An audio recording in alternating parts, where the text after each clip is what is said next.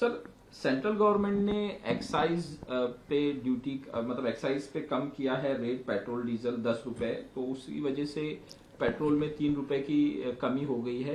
क्या कहें? मुझे लगता है कि सेंट्रल गवर्नमेंट आम आदमी का विचार करती है। और सेंट्रल गवर्नमेंट में जो एक्साइज था वो 10 रुपये है वो कम कर दिया है। उससे मतलब जो मिडिल क्लास के लोग हैं और अनेक लोग जो बिजनेसमैन भी है, बिजनेसमैन का विषय छोड़ो, लेकिन पेट्रोल डीजल में 3 रुपये पर लीटर का कम हो रहे हैं। तो ये निर्णय बहुत बड़ा स्वागतार्ह है। माननीय नरेंद्र मोदी जी की सरकार सबका साथ सबका विकास के लिए काम करती है और सभी वर्गों की तरफ उनका ध्यान है। तो इसीलिए मतलब ये जो एक्साइज ड्यूटी जो है 10 रुपीज का कम कर दी है, उससे पूरे देश भर के करोड़ों लोगों को राहत मिल गई है। सर, जिस तरह से वॉर चल रहा है उसमें अभी अमेरिका का बयान आया कि हम ईरान से डील करने के लिए भीख नहीं मांग रहे, ईरान भीख मांग रहा है डील करने के लिए हमसे। इस तरह से डोनाल्ड ट्रंप का बयान आया है। मुझे लगता है कि एक तो भारत की भूमिका है कि युद्ध जल्दी खत्म होना चाहिए।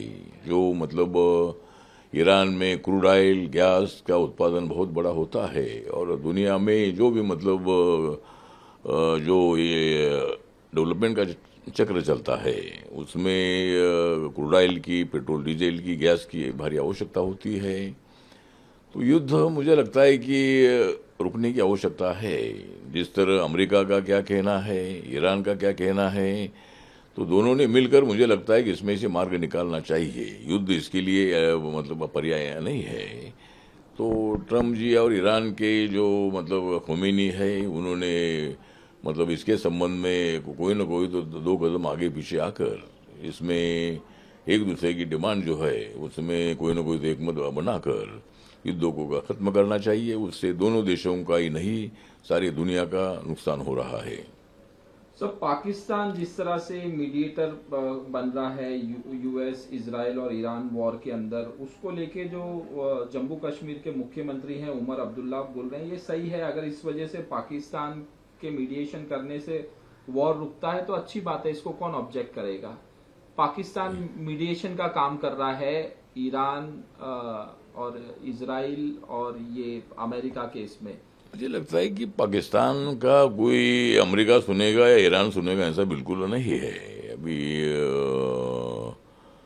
अब्दुल्ला जी ने जो कुछ स्टेटमेंट दिया है मुझे मालूम नहीं है, लेकिन अगर उनका ऐसा स्टेटमेंट है तो पाकिस्तान का कौन सुनेगा। पाकिस्तान का ना ईरान सुन सकता है, ना अमेरिका सुन सकता है, ना इसराइल सुन सकता है। लेकिन युद्ध रुकना चाहिए। दुनिया के अनेक लोगों की सूचना है, मांग है और उसमें हिंसा भी हो रही है, अनेक इनोसेंट लोगों की मृत्यु भी हो रही है और पूरी इकोनॉमी दुनिया के अनेक देशों की पूरी कोलैप्स हो रही है। इसीलिए मुझे लगता है कि इसमें से मार्ग निकालना चाहिए। और हमारे भारत के प्रधानमंत्री नरेंद्र मोदी जी ये अनेक देशों के साथ बात कर रहे हैं। भारत के संबंध अमेरिका के साथ अच्छे हैं, इसराइल के साथ भी अच्छे हैं, ईरान के साथ भी अच्छे हैं। तो इसमें से पाकिस्तान कोई मार्ग नहीं निकाल सकता है। मार्ग निकालेगा तो नरेंद्र मोदी साहब ही, भारत ही इसमें से कोई ना कोई तो कॉम्प्रोमाइजिंग फॉर्मूले पर एकमत कर सकता है। सर, पश्चिम बंगाल की जो मुख्यमंत्री हैं ममता बनर्जी, वो कह रही हैं कि अब आने वाले दिनों में जिस तरह से ये एनर्जी और गैस और ऑयल की कटौती है, तो आने वाले दिनों में हम बैलगाड़ी पे चलेंगे वापस से। बैलगाड़ी पे चलेंगे वापस से। मुख्यमंत्री ममता बनर्जी का बयान आया है, जिस तरह से गैस और ऑयल की किल्लत आ रही है देश में, उसको लेके ममता बनर्जी ने बयान दिया। मुझे लगता है कि ममता बनर्जी ने बयान देना, किसका मुंह हम रोक नहीं सकते हैं। हर एक को बयान देने का अधिकार है, लेकिन जरूर पेट्रोल डीजल और गैस की कमी का कारण जो है ये अमेरिका ईरान का युद्ध उसके लिए जिम्मेदार है। इसीलिए नरेंद्र मोदी जी को या भारत सरकार को जिम्मेदार ठहराना ठीक नहीं है। तो भी अपने पास जो भी स्टॉक है उस पर मतलब पूरी अपनी गाड़ियाँ चल रही है, फैक्ट्री चल रही है, गैस अपने घर में लोगों को मिल रहा है। थोड़ा कम ज़्यादा मतलब हो सकता है, क्योंकि वहाँ से आने वाला जो गैस और पेट्रोल डीजल है वो नहीं इतना आ रहा है। लेकिन अभी मार्ग निकलेगा। अभी मुझे लगता है कि ईरान ने भारत और कई देशों के लिए मतलब छूट दी है और वहाँ से क्रूड ऑयल और जो गैस वगैरह आ रहा है, तो मुझे लगता है कि तो 2-3 दिन 3-4 दिन के अंदर ही, एक हफ्ते भर के अंदर ही सब कुछ ठीक ठाक हो जाएगा।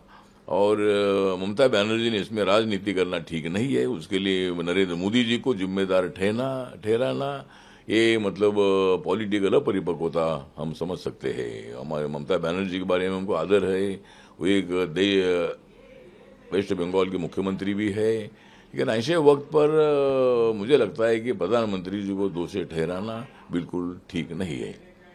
पश्चिम बंगाल में चुनाव आ रहे हैं, तो ममता बनर्जी का बयान आया कि आने वाले दिनों में कहा जाएगा कि मीट मत खाओ, अंडा मत खाओ, बंगाली मत बोलो, बंगाली बोलोगे तो तुमको बांग्लादेशी कहा जाएगा। इस तरह से ममता बनर्जी का बयान आया बीजेपी को टारगेट करते हुए। मुझे लगता है कि बीजेपी जानती है कि वेस्ट बंगाल में जो बंगाली लोग हैं बंगाली भाषा बोलते हैं, और पहले मतलब पार्टीशन के पहले वेस्ट बंगाल और ईस्ट बंगाल एक ही बंगाल था। जब मुझे लगता है कि जब देश में जब पार्टीशन हुआ, तो पाकिस्तान जब अलग बन गया, तब पूर्व बंगाल में माइनॉरिटी की संख्या, मुसलमानों की संख्या ज़्यादा थी। तो पाकिस्तान में मतलब जो पूर्व बंगाल गया था, तो उधर की भाषा और इधर भाषा एक है, लेकिन बंगाली बोलने वालों को तकलीफ देने का बिल्कुल विषय नहीं है। बंगाली लोग तो बीजेपी के साथ है।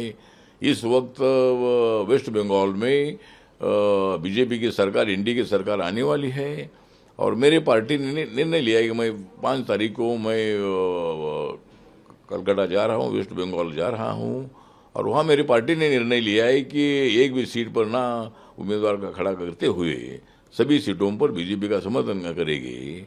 और इस वक्त बीजेपी वहाँ सत्ता में आ रही है। लोग जानते हैं कि नरेंद्र मोदी जी ने देश का विकास किया है, वेस्ट बंगाल का विकास किया है। इसीलिए ममता बनर्जी भाषा के नाम पर कोई जो आरोप कर रही है, ये बिल्कुल ठीक नहीं है। तो ममता, शुभेंदु अधिकारी जो हैं बीजेपी के नेता, उनका बयान आया है कि ममता बनर्जी जो है वो हिंदुओं के खिलाफ है। रामनवमी का प्रोग्राम हुआ, उसमें ममता बनर्जी उसको अटेंड नहीं किया, ममता बनर्जी ने। इस तरह से मुझे लगता है कि रामनवमी का एक हिंदू समाज का बहुत ही बड़ा त्योहार होता है। राम जन्म का दिवस होता है रामनवमी, और ममता बनर्जी अगर हिंदू है तो उन्होंने उसमें सम्मिलित होना चाहिए। मतलब अगर ये तो हिंदुओं का अपमान है, हिंदुओं का वोट तो लेना चाहती है, लेकिन वहाँ मैक्सिमम हिंदू लोगों की संख्या सबसे ज़्यादा है।